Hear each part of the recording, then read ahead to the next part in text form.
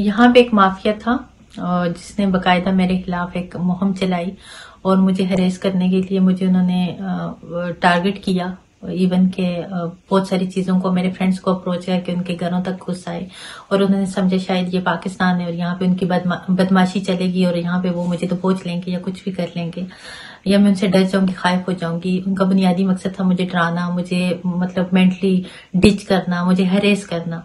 तो उन्होंने जो एक हरेसमेंट की मुहिम चलाई, मैं बाकायदा एक लीगल तरीके से मैंने तमाम चीजों को प्रोसीड किया और मैं पुलिस में गई और मैंने तमाम वसूख और सबूत पुलिस के अंदर जाके और अपना मुकदमे का अंदराज करवाया और अल्हम्दुलिल्लाह मैं इस टाइम यूके में मौजूद हूँ और उस माफिया के अगेंस्ट पुलिस ने अपनी कार्रवाई स्टार्ट कर दी है। सिर्फ एक पुलिस ही नहीं, मैंने 3 अदारों के अंदर उनके अगेंस्ट जो है तो कंप्लेन की और यहाँ की police, home office, modern slavery और कुछ इदारे हैं जो बाकायदा मेरे साथ उठ के खड़े हैं और जिन्होंने मुझे फाइनेंशियली और हर तरह से प्रोटेक्ट किया और प्रोटेक्ट मुझे कर रहे हैं, बाकायदा मेरे साथ हैं और मैं उन तमाम अदारों की मशकूर हूँ और मैं मीडिया के तवसत से उस माफिया को यही पैगाम पहुंचाना चाहती हूँ कि खुदा रहा रमजान का बबरकत महीना है, इस महीने में आप किन गलीज कामों में हैं और किसी को डिफेम करने के लिए, डिग्रेड करने के लिए, मेंटली टॉर्चर और हरेस करने के लिए किसी का पीछा करते हो और फिर किसी की वीडियोस को डीप फेक और जो भी मॉडर्न टेक्नोलॉजी है उसके थ्रू आके मतलब हरेस करते हो और दूसरों को हरेसमेंट के लिए आप इस हद तक इस बबरकत महीने में भी आप लोगों को शर्म नहीं आती।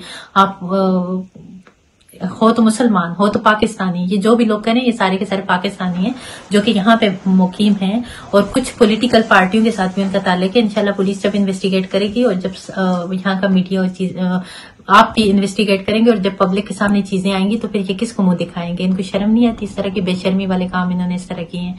तो मैं इदारों की मशकूर हूँ, इदारे मुझे प्रोटेक्ट कर रहे हैं, इदारे मेरे साथ हैं और मैं लीगल तरीके से कार्रवाई कर रही हूँ और मैंने बाकायदा जिन लोगों ने मीडिया पे एक मुहिम चलाई है उनके अगेंस्ट मैंने डिफेमेशन का केस फाइल कर लिया।